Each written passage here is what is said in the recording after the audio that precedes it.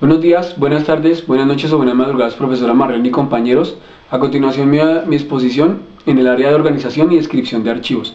Bueno, lo que pudimos ver en las lecturas que realizamos es el paso, lo principal, o bueno, lo primero que podemos observar ahí es el paso base para la ordenación de los archivos, que es la clasificación. La clasificación es el paso base en el cual nosotros identificamos cómo va estructurada la entidad y de qué manera se componen los archivos que están dentro de ella, porque allí identificamos cuáles son las áreas y cuáles son los documentos que realiza o que genera cada una de ellas. Por eso, en este paso de la clasificación, primero se identifica la procedencia. Entonces identificamos la procedencia de cada uno de los documentos, de dónde viene, de qué área lo envía o qué área lo produce. Segundo, identificamos la estructura de la compañía, cuál es el orden jerárquico de la compañía, cómo está estructurada la compañía, cuáles son las áreas, cuáles son las jefaturas, cuáles son las secciones que la componen. Después identificamos las secciones o las funciones de cada una de las áreas. Entonces identificamos la sección, identificamos su función, cada área qué función realiza, y de acuerdo a eso entonces pasamos a hacer la clasificación. La clasificación está basada primero en el principio de procedencia. El principio de procedencia lo que hace es mostrarnos quiénes son los creadores de cada uno de los documentos, y ese principio se debe respetar. Lo segundo, que está basado en el orden original, que el orden original lo que nos muestra es el procedimiento que realiza cada una de esas áreas cuando realiza o crea un documento. Y también está basado en las funciones, que las funciones está basado en el manual de funciones de la empresa, que nos muestra cuáles son las actividades que realiza cada una de las áreas que componen la empresa. Los pasos para realizar la clasificación documental. Entonces primero identificamos cuáles son los productores. Allí vemos cuáles son las áreas que producen cada uno de los documentos y hacia dónde lo envían, o cuál es el orden que sigue, cuáles son los pasos que realiza para dar o generar cada uno de esos documentos. Segundo, identificamos la estructura orgánica, entonces, de la entidad. Vemos de qué manera está compuesta la entidad, en el orden jerárquico que tiene la entidad, cómo está compuesta, cuáles son las áreas, las subáreas o las secciones de la entidad. Y lo tercero, entonces, identificamos cuáles son las series o documentos o los asuntos que genera cada una de ellas. Entonces, eso es en el cumplimiento de sus funciones o las actividades de cada una de esas áreas. Vemos cuáles son los documentos que genera cada una de ellas. Bueno, es bueno aclarar dentro de estos pasos pues los siguientes términos. Primero, ¿qué es el fondo documental? El fondo documental es todo el conjunto de los documentos que componen la empresa o sobre los cuales ella trabaja o genera. Eso es todo el fondo documental. Lo siguiente son las secciones. Las secciones son como las áreas que componen a la entidad y que son es una subsección del fondo documental. Son las secciones, son las áreas de cada uno de ellos. Las series. Entonces las series son divisiones de las secciones que componen el fondo documental. Entonces ya eso va enfocado como a las actividades, cada una de ellas. Cada una de las actividades nos arroja una sección. Y ya viene la unidad documental. La unidad documental son cada uno de los documentos que pueden ser simples o compuestos, también llamados expedientes, que nos muestran o que son las funciones que se realizan o el documento que genera la compañía. Para poder ordenar o para poder clasificar más bien estos documentos, se crea un árbol de clasificación documental. El árbol de clasificación documental lo que nos muestra es la estructura jerárquica de la compañía o de cómo va a quedar ordenado el fondo documental. Entonces nos muestra el fondo, las secciones, las series, las subseries, y también nos muestra cómo van las unidades documentales. Entonces, una vez tengamos ese árbol de clasificación documental, lo que podemos ahí ya pasar es hacer los cuadros de clasificación documental.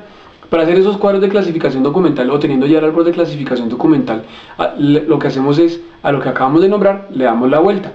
Entonces queda el documento, la serie, las subseries, las secciones y el fondo documental. Entonces los cuadros de clasificación documental son los esquemas o la herramienta que nos muestra cuál es el orden jerárquico de la compañía y de cómo van a quedar ordenados cada uno de esos documentos. Este cuadro de clasificación documental nos muestra cómo están ordenadas las secciones, las subsecciones, las series, las subseries. ¿Quién es el responsable de hacer estos cuadros de clasificación documental?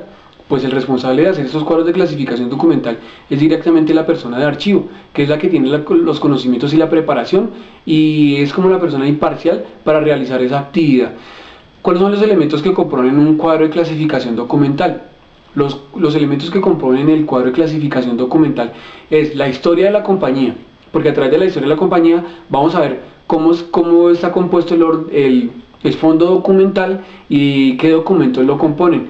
También hay un elemento que es el manual de funciones. El manual de funciones nos muestra cuáles son las actividades que realiza cada una de esas áreas que componen la compañía. El manual de procedimientos nos dice qué procesos o qué actividades debe realizar cada una de las áreas y qué documentos genera en la realización de esas actividades. Otro elemento de los cuadros de clasificación documental son los inventarios. El inventario de cómo estaba el fondo documental originalmente o cómo se encontraba cuando se llegó a hacer todo el proceso de clasificación y ordenación. Y el otro elemento es la entrevista de los productores. Entonces, a través de las entrevistas que se realizan con los productores de los documentos, se identifica cuáles son los pasos o si el manual de funciones está acorde con lo que ellos realizan o cómo están generando los documentos. Los cuadros de clasificación documental resultan o surgen a partir de la necesidad de facilitar el acceso a la información. A través de los cuadros de clasificación documental vamos a llegar fácilmente a la información, vamos a poder localizarla y vamos a poder recuperarla, y proporciona una estructura jerárquica a la empresa, dándole como el orden a todo el fondo documental. ¿Cómo se realiza un cuadro de clasificación documental? Primero, entonces, se identifica, como ya hemos visto, se van identificando los documentos, se van identificando las áreas, cuáles son las áreas, cuáles son las secciones de la empresa. Entonces, por ejemplo, está el área de gerencia administrativa, sigue dentro del área de gerencia administrativa está la sección de tesorería, está la sección de recursos humanos, la sección de facturación, que pueden depender de esa gerencia administrativa. Entonces, el cuadro de clasificación documental le da la jerarquía. Entonces dice, primero está la gerencia, después está tesorería, facturación, recursos humanos, dentro de tesorería está pagaduría y así sucesivamente. Los codifica. Entonces dice, gerencia administrativa es el código 1, tesorería es 1.1 jerárquicamente, pagaduría es 1.1.1 y así sucesivamente, con tal de que toda la entidad quede clasificada, quede jerarquizada y quede codificada. Esos cuadros de clasificación documental, una vez estén listos, entonces lo que se hace es validarlos de acuerdo a las actividades que se realizan dentro de la empresa, con tal de que sea verídica la información o verídicos los procesos que se realizan y cómo van ordenados los documentos. Se formalizan esos cuadros de clasificación documental, se da como el acta de que así deben de quedar y que así está formalizado, de que así quedaron los cuadros de clasificación, de que así funciona la empresa. Y una vez pues ya validados y formalizados, se realiza la supervisión para que no se varíen los procedimientos o que ningún procedimiento cambie y desactualice el cuadro de clasificación documental, o que algún proceso se salga del cuadro de clasificación documental y los documentos terminen en otra serie o subserie, produciendo así pérdidas de la información. Entonces, ya una vez tengamos los cuadros de clasificación documental, ya ahí termina el proceso de clasificación y comienza el proceso de ordenación. Entonces, ¿qué es el proceso de ordenación? Este comienza cuando, como ya dijimos, termina el proceso de clasificación, y en este ya se relacionan todas las unidades documentales en una serie. Entonces ya se empiezan a ordenar los documentos y los tipos documentales al interior de la compañía. Comienza tomando en cuenta lo que se terminó, cómo se realizaron los cuadros de clasificación documental, respetando esos cuadros, cómo se realizaron estos procesos. Estos procesos van ligados, o sea, de clasificación y ordenación. No podemos clasificar clasificar de una manera, de hacer los cuadros de clasificación y ordenar de otra. No, tiene que ir ligado. Entonces la ordenación va de acuerdo a los cuadros de clasificación y al ejercicio que se hizo anteriormente. Este proceso de ordenación también respeta el orden original, el principio histórico, quiénes son los creadores, respeta el principio de procedencia y respeta los manuales de procedimiento. No se puede salir de esos parámetros, porque en base a eso se hizo la clasificación, y si se sale del orden de principio de procedencia, del orden original o del manual de funciones o de procedimientos, pues entonces los documentos van a terminar ordenados de otra manera a como se debieron haber o como se realizó la clasificación.